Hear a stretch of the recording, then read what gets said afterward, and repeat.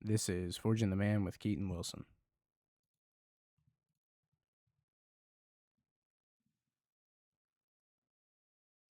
I don't know if a lot of men can relate to this. I'm pretty sure it could be pretty widespread, especially with the internet. And if you were born before, I'd say after 1990, and you grew up on YouTube and Instagram and Facebook, I feel like we're kind of fed this idea of what a man should look like, and I think there's some good fruit out there, but I think a lot of it's kind of mucked up with this red pill macho man kind of act. Now, I'm not really one that subscribes to the idea that there's certain things that are just bad. Like, I think there's always truth in everything. And saying that, I think that can also be a trap, because I feel like with the devil, the way that he kind of tempts us and leads us astray is, he can tell us nine things that are the truth, but that 10th thing is a lie. And just that little change can kind of diverge us and lead us astray. Most of the time, manipulators and people that hurt us are very truthful people. And we know that they've said truth, so we're more open to hearing them. But in some of these red pill videos and influencers, it's always like this: screw everybody, do it alone. Don't be a pussy. You can't have feelings, you can't have emotions. This very, it's not really stoicism. It's like I heard a term like broicism or something like that.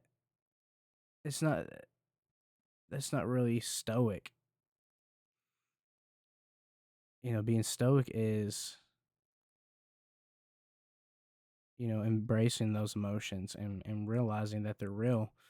But just because you have these emotions, how you react, the reactions is the only thing that you can control.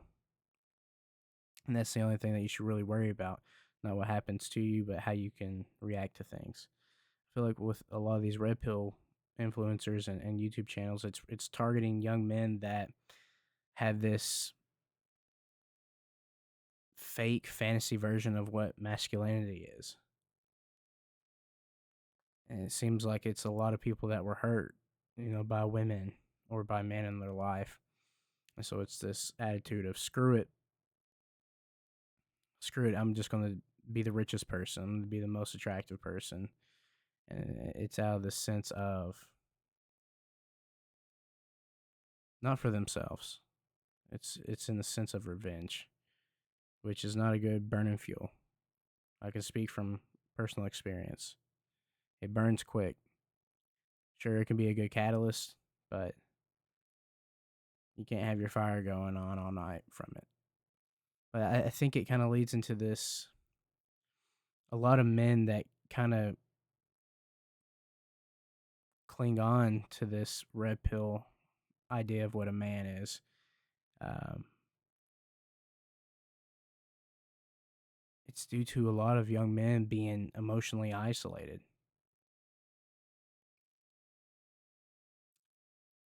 It just goes beyond being physically alone. It's just feeling disconnected from others. I've experienced it. It's just in the sense of just being around loved ones at family gatherings, being around friends. I don't know. Honestly, I didn't really feel it as much with friends because it's always like a vibe. If I'm hanging out with buddies, it's always a vibe. It's always fun. I'm not really thinking on it. Sure, there's probably been times where I felt that way, but it's not really the place that I feel it. I really felt it the most when I was with my loved ones, like the people that actually seen through me, that can see me, and I just feel so disconnected around them. And I think that kind of stems from this idea that I grew up with, that I couldn't cry. I couldn't be vulnerable. I can't have any help. I have to figure it all on my own. I have to solve it all on my own. Um, and I can't even. I don't even know where that really stemmed from. I think because I don't know if I was really ever taught that. I don't know if men are ever really taught that, especially if they don't have a lot of good source of men in their life to guide them. Because I truly think that to become a man, you have to follow a man. A man makes a man. That's why I think fathers are just as important as a mom. I know that's probably a hot take, but I stand on that. Fathers are just as important as a mother.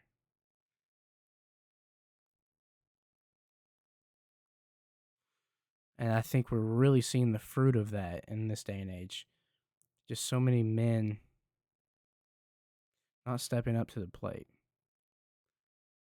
Men have a mindset of they got too many options. They don't have to do this. They're not really anchored down to this decision. They can go around and sleep with all these women, but when they're faced with responsibility of like, hey, this is happening and you need to step up. Even if we're not going to be together, I need you to provide for this baby, and I need you to be a parent to this kid. I mean, I think it can kind of go both ways. I see a lot of mothers not really wanting that.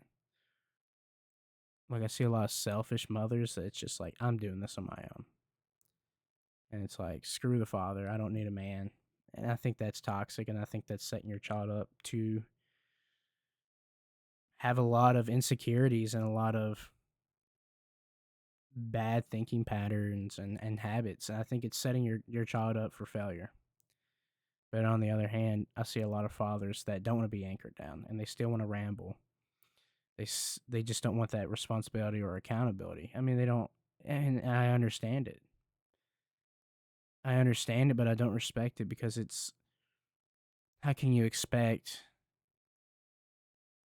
an emotionally immature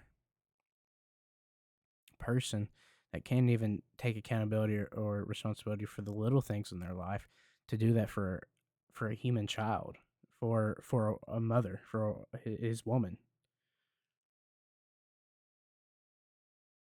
And I think it's just setting the kid up for failure.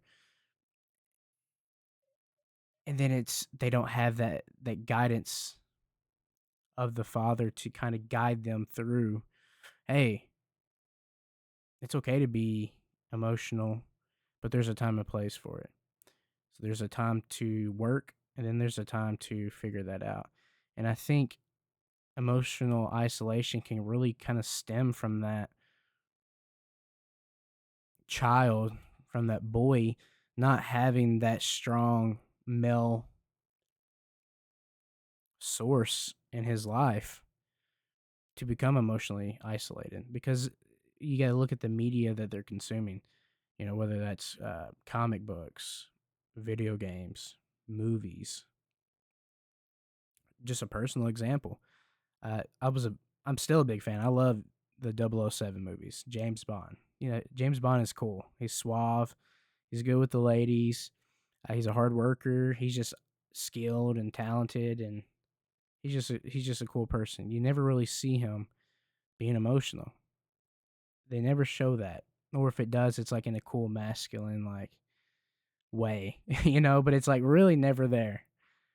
And so it's just like consuming this media and never really seeing the true side of what life is, and having the guidance of like your personal bumps and mountains and valleys.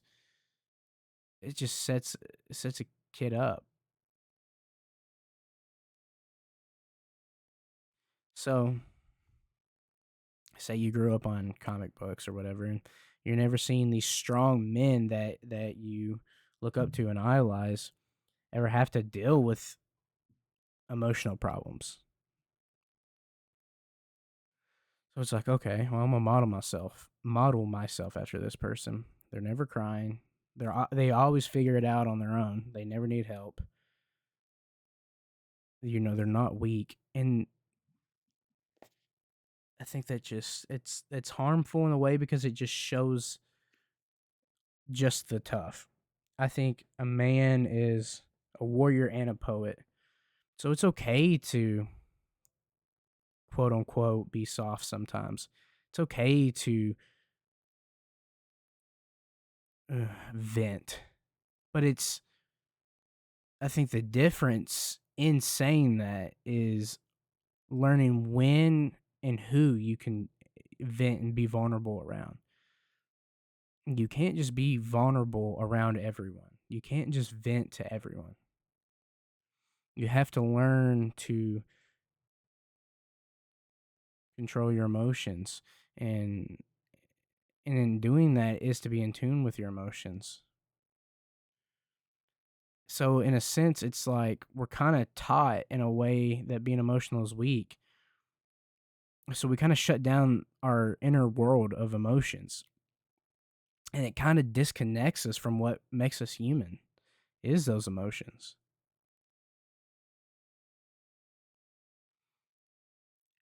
And sometimes, you'll hear things from, the older generations really, and it was just things they were taught.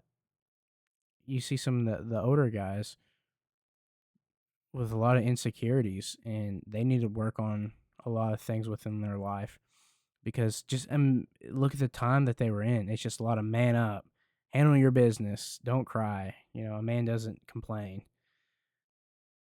Yes, yeah, that's true.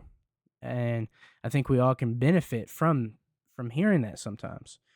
There's times where I have to remind myself, like, if I'm complaining a lot and it's just like, shut up.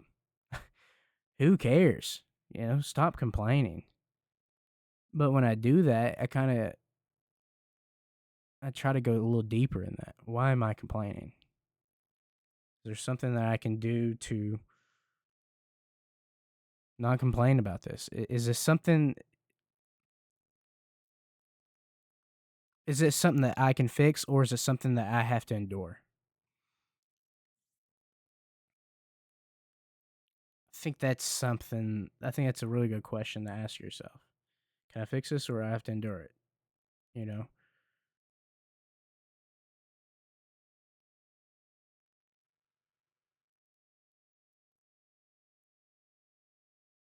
If it's something that I can fix or at least take action on, okay, let's do that. Let's take action on this. But if it's not, yeah, stop complaining about it. Just accept what it is, because at the end of the day, you can't control what happens to you for the most part. You can't control what happens to you. Where you get to practice being a man is how you react to that. Your steps after that. That's when you get to practice being a man.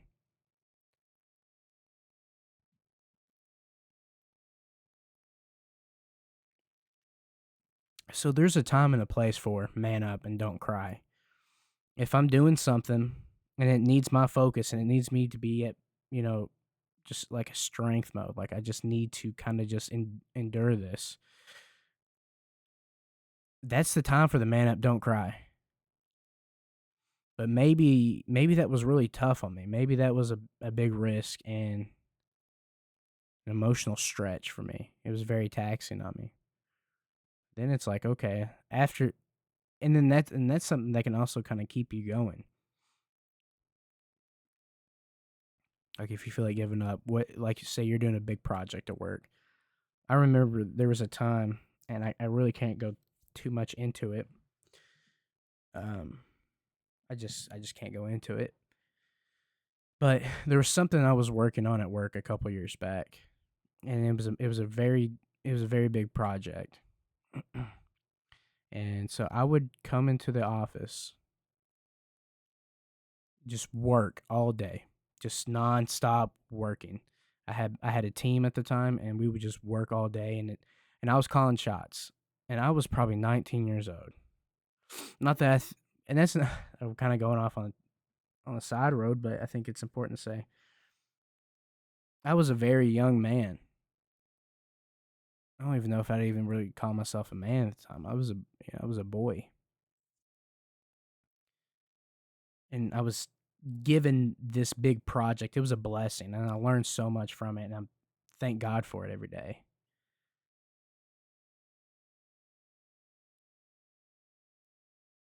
But it taught me to because like I would come into the office in the morning and I would just work nonstop all day. Like an 8 hour shift would feel like, I'm not even joking, like 2 hours. Like it was just nonstop. It was hard to go to the restroom. I was always fixing problems. I was commanding my team to do things. I was quarterbacking. Like I was ahead of this project at 19 years old.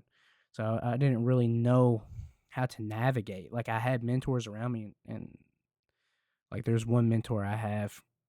I don't want to name him, but if he heard it, he'd know who he was. Like he would help me quote things, and he would stay up late with me. And he was my boss at the time. He still is, but he's way up the chain now. And you know, I thank God for him. He's a blessing, and I look up to him still. He's kind of like he's a role model for me for sure. Um, I don't know where I was going with that. So, but anyways, I kind of went off on the side road. So it's just with the project, I would come in, work all day, 8 hour shift felt like 2 hours. I wouldn't leave the office. So I'd come in, I think work started around 8, and you get an hour lunch if you wanted to. You'd leave at 5. There would be some nights for like a month and a half. I wasn't leaving the office until 8, sometimes 11 p.m. at night. Like it was insane how many hours I was working, but it was worth it. And I knew at the time it was worth it. And I just remember during this time how disconnected I felt with the world around me. Like my focus and my world was just this project. I knew it wasn't going to last forever, and I would reaffirm myself with this and just know, hey, just keep working hard, man up, don't cry, don't bitch, don't complain, just keep doing this, just keep going. It's going to pay off. You know, there's let me see. I wrote this quote down earlier. Let me find it. The day you plant the seed is not the day you eat the fruit. That's kind of how it was. So I was just working. I was working, long hours. But I knew that the fruit was going to come. But you know, during that, I was disconnected with the people around me. If it wasn't a part of my team, I didn't really know what was going on. Um, I just felt so disconnected from others, and I got like a it was a really unique project and experience for me as professionally and personally. I didn't know how to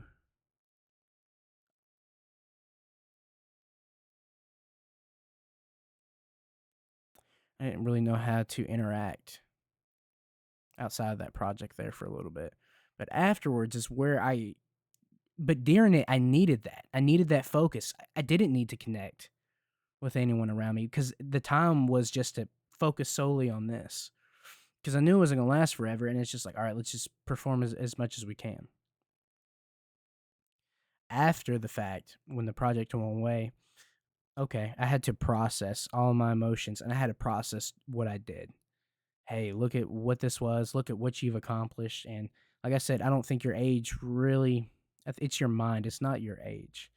A lot of people think your age is your maturity. And I think on a general surface level, that's true, but you got to really learn who the person is. I felt kind of more mature for my age than a lot of others.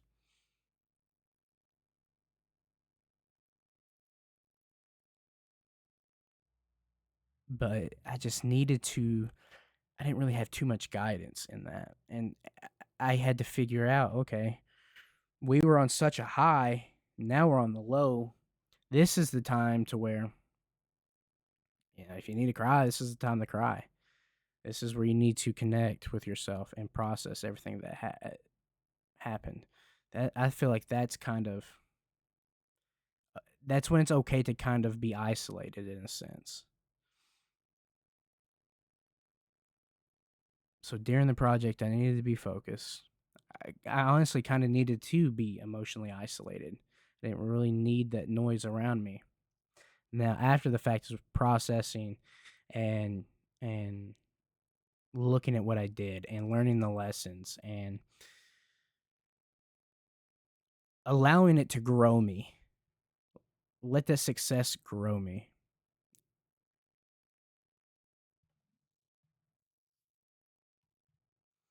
And it was hard to open up about that.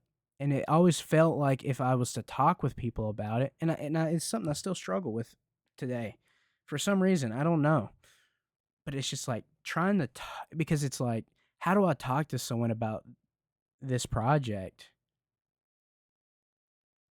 if they've never experienced it? And so it always felt like I was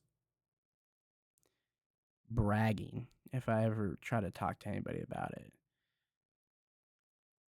And I think a lot of people can kind of take it as bragging, because I think a lot of people can kind of be insecure. They can be insecure about your success. And so I think that made me insecure of my success. I think I'm still a little insecure about it, if I'm gonna be completely honest. I don't know why. I'm very proud of myself and for what I did, especially at 19 years old. And dude, I was, and I did good, man. Like I did a really good job, and I'm proud of myself for that. So I shouldn't be insecure about it. And I think there's a difference about bragging about it. Don't brag about your successes. Let your success brag for itself. That's another thing. But we're kind of going down another rabbit hole. But after the fact is when I could have processed that and then seen what I was doing wrong during the project, like maybe interacting with people around me, seeing how I made mistakes and then learning from that. So it's like now going into another big project, I have that experience and I know what I did and what I didn't do, and I know when it's time to detach from my emotions and kind of isolate for the project and then kind of reconnect with it back again. So I think when the old heads are like, man up, don't cry, if they mean that just in a generalized term of just like that's how you should always be, I think that's incorrect and false. But there can be periods and seasons in your life to where you will need to do that. But if you are emotionally isolating yourself all the time, I think you're stuck in your comfort zone.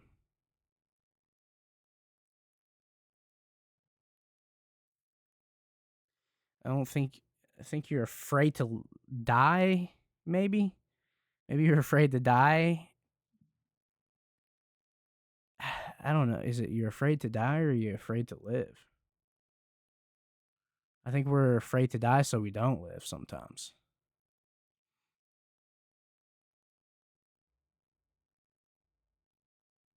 I know for myself, I emotionally isolated myself for a large part of my life because I was afraid of the hurt. I feel like men are afraid of the hurt that they had as a child. When someone would make fun of them for opening up or being vulnerable, they're like, "Oh, I'm not going to do that again." That's happened to me. That's happened to many men. But maturing and growing up is realizing you can't give that stuff power. That was before. St. Paul talks about in First Corinthians. When he was a child, he thought like a child. He did childish things. When he became a man, he put all that away. That's what you have to do. All that trauma and hurt is child thinking. And in saying that, I'm not saying that it's just like, okay, just accept it and let go. Sometimes it's a process, man. But it's just realizing it's a process. And it's one of those things that you can handle and control. So make those steps to do it.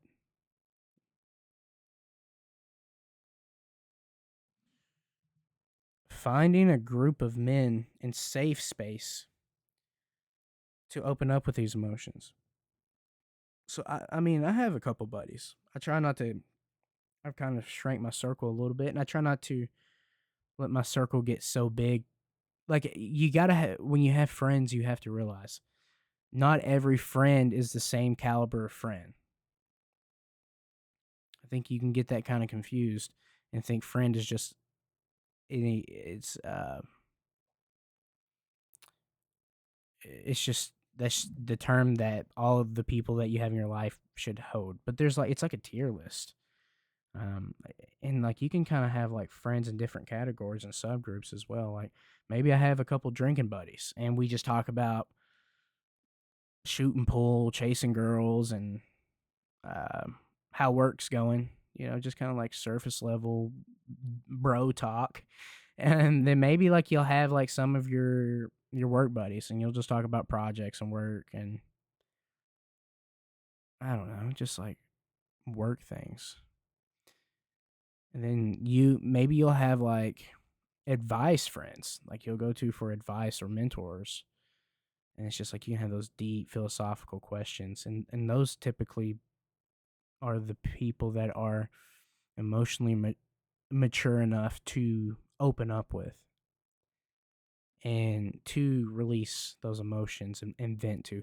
Those are the men that you really need in your. If you have any type of friend, it's those people, and it seems like with those people, you don't really have to kind of be around them all the time. Like you don't really have to validate the friendship as much, because with those types of men, there's a first of all to even be their friend and talk to them, like they hold themselves with such high respect and worth that there's just going to naturally be a strong and comfort within that friendship, and it makes you better. And it's when you both can kind of come to each other with real men struggles, real life struggles, and give each other advice and honesty. You know, those are the friendships that you need and cherish. You should cherish. Find those safe spaces, and then maybe find a group of dudes that do things together. So find like like MMA. Like go to an MMA gym, go to a boxing gym. Maybe these aren't men that you can really open up to emotionally, but doing physical things around other men is kind of in a sense like an emotional release. Just like but let's just like the bunch of dudes just going to war with themselves. It's not. I mean, there can be competition involved, and that makes it fun. And sure, that's an aspect of it. But it's just like these guys are trying to better themselves, and they're trying to get over their own problems by making their body obedient to their mind.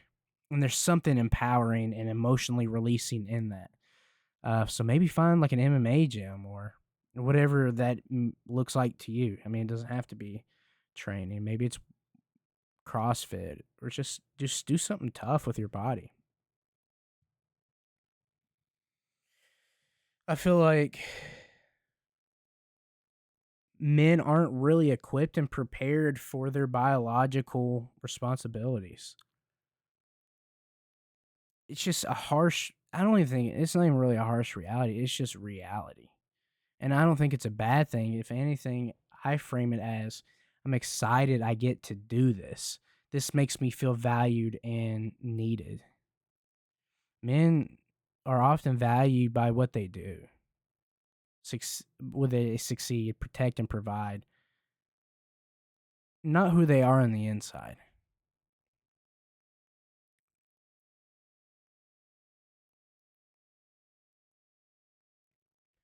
You, I think a lot of men don't know how to process that, or if they do, they don't really understand it. And I'm not gonna sit here and act like I fully understand the scope of that, because at the end of the day, I'm not married.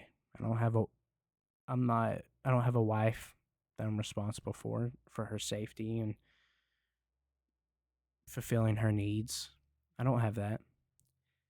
I don't have children. I'm not responsible over a child's life. So I mean, I don't really fully understand the full scopes of those masculine biological responsibilities, but I can see in other aspects of my life for myself? Do I provide, protect, and succeed for myself? For my dog, for my nephew, for other people in my life. There is a pressure and a performance for that. Like, you're going to be looked at for help and to lead in aspects of your life because you are a man. And it's life is just kind of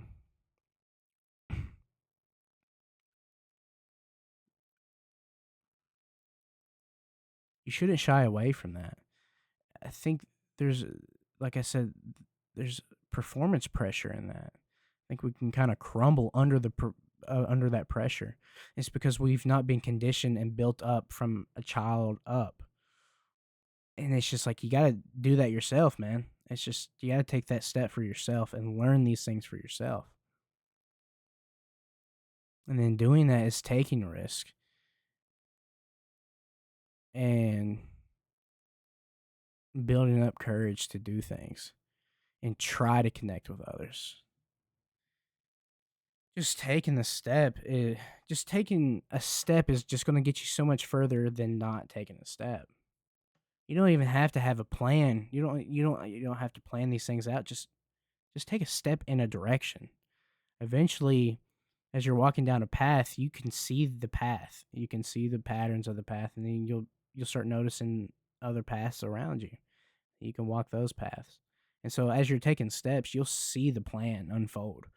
And then you can change the plan as you're seeing it. And so you can make it the way that you like. But you have to just take a step first. It doesn't make sense at first. It's just the way it is.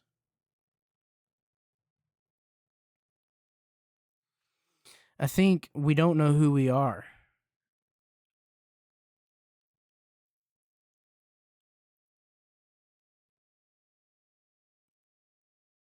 That's a big question. Asking someone or asking yourself, who am I? We we feel unknown by our close friends or family because I think it's we project that onto people because we don't know who we are. You got to discover who you are for your principles, what you stand for, your morals.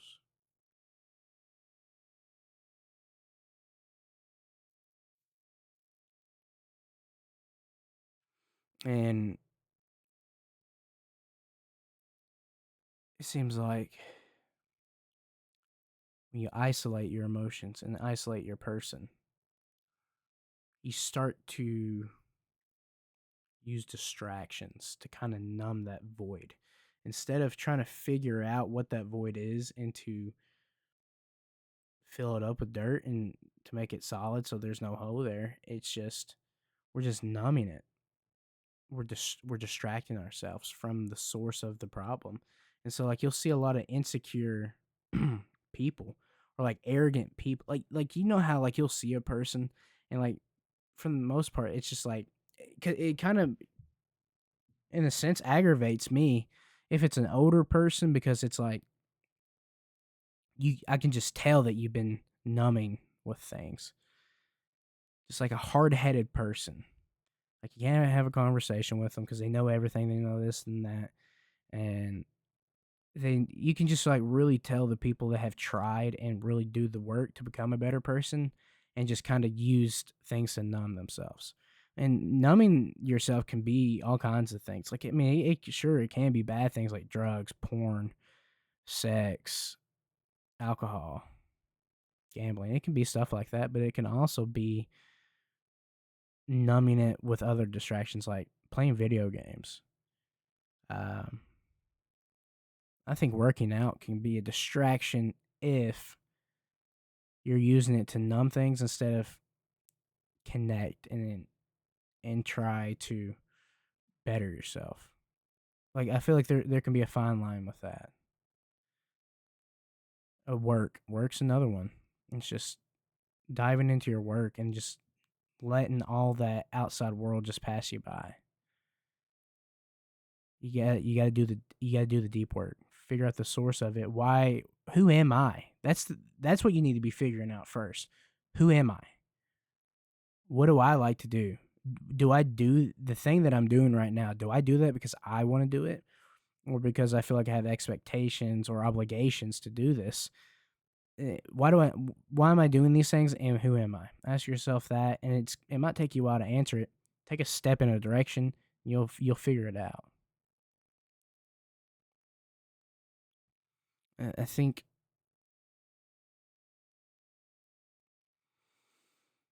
I was very angry all the time. I was always on the edge of explosive anger.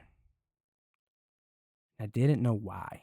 I feel like men and boys are just so angry all the time. It's because it's just that frustration. It's these bottled up emotions, and they have nowhere to go. It's like we have a bull and kettle going, like it's smoking, and the whistle's going off at all times, but it's just like anything can say, and that thing will just explode. Anyone can do one little thing, and it'll just explode. It's just you gotta first be in tune with who you are, and choose who you are surrounded by, and like there's just there's a lot to it, man.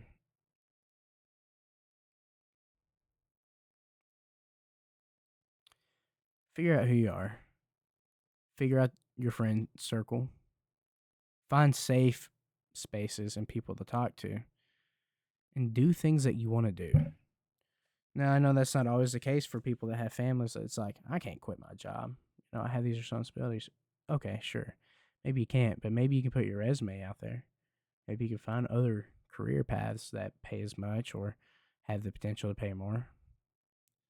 Maybe you pick up some schooling on the side. Whatever it may be, man. It's just the cycle won't break if you don't break the cycle. What's making you angry? What's causing you frustration? Figure that out. Are people making you angry? Certain types of people? Your job? The way you're living life? Whatever it is, be observant. Look at your life. Don't allow life to live your life. You control your life and your actions.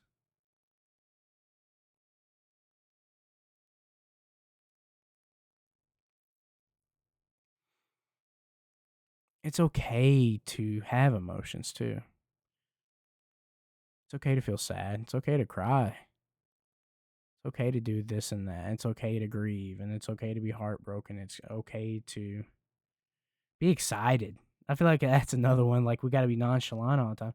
Dude, there's sometimes, dude, I'm just so excited, and I don't care. I'm over the fucking moon, buddy. you know, it's just like, hey, dude, enjoy this with me. It's okay to have emotions and to express them. I'm not saying it's not.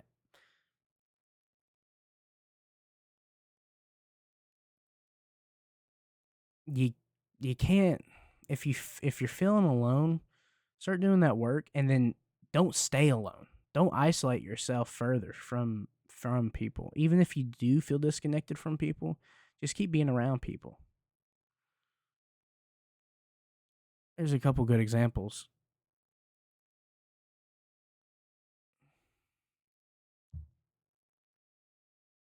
Humans are built for connection and community. That's just how we are as humans. That's just what we do. That's us. We're built for community and connection. God said in Genesis, it's not good for man to be alone. And I believe it's Matthew, when Jesus is in the Garden of Gethsemane, when he was being overwhelmed with sorrow,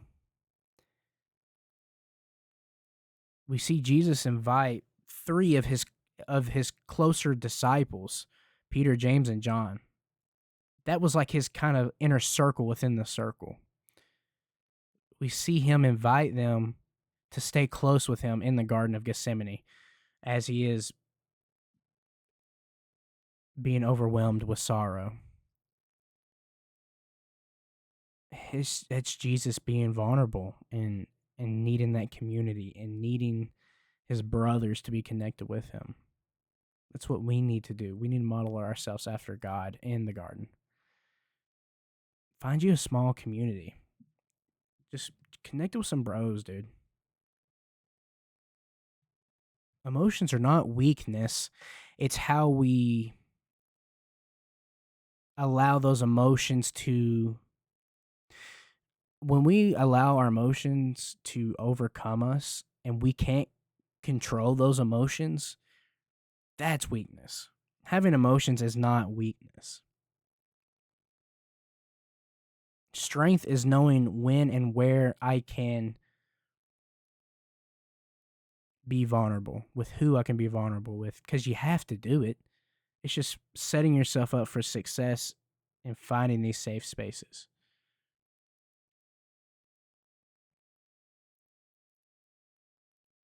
Another one, I'm not going to sit here and act like I'm a saint because I'm not, but it's just, and I need to practice what I'm preach. I don't pray enough. I don't get in my prayers enough, and that's such a big mistake. And logically, I know it's a mistake because it's like I have the source just to talk away, but I don't utilize it enough. Talk with God, man. I truly believe this. From I don't think you can be a man without God. I really don't. That's just my personal belief.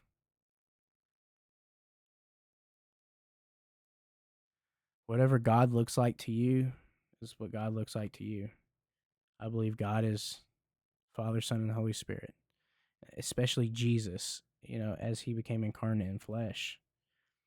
His actions, what he did, how he spoke, how he reacted, that's masculine. He was angry when he needed to be angry. He knew where to be emotional, and he knew that he needed the bros by him. He knew he needed some bros by him and his inner circle of bros. It's just finding those inner circles. He helped. He served.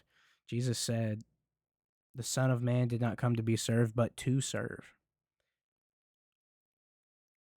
Jesus, whether you believe in the Bible or not, you cannot deny that Jesus is not 100% personified masculinity. He is. I think every man should model themselves after Christ. That's how you become a man. You opening up to God, practicing your prayers is going to help you become connected. I've never been more grateful and fulfilled in my life than when I'm close to God. It's just my personal experience. That's my truth. That's what I know. Start talking to God. Maybe no, not maybe. I know it'll heal your emotional isolation. But you got to take the step. The way that God works is synergy. You have to work in synergy with God. God's not going to do anything he's not going to do it for you.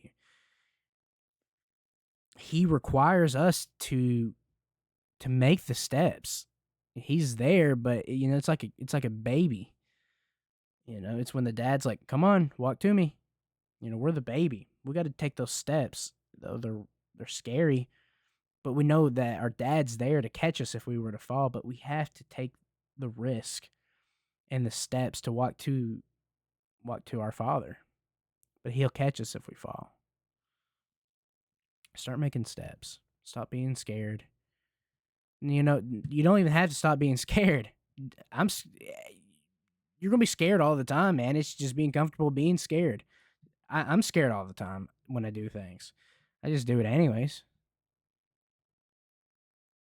I just do it anyways. In my job, if I'm scared to make a phone call to a customer or prospect, I'm still gonna do it. it's just it's okay to be scared, man. I just don't allow my emotions to overcome me as much as I used to. I'm not perfect, and you're not going to be perfect. But it's just having grace with yourself and knowing that this is a journey and this is going to take time and you're going to make mistakes. It's just being okay, acknowledging that you're going to make mistakes. You just got to have a little mercy on yourself and just keep trying.